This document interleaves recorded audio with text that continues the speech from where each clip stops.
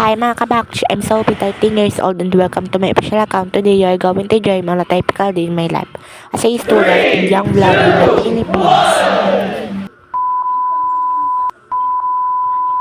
Hi mga dahil magkakape na pala ako, kaya titimplay na natin at syempre titikman din natin kung ano ba talagang lasa, kung pwede mo mag-add ng asukal or wag na.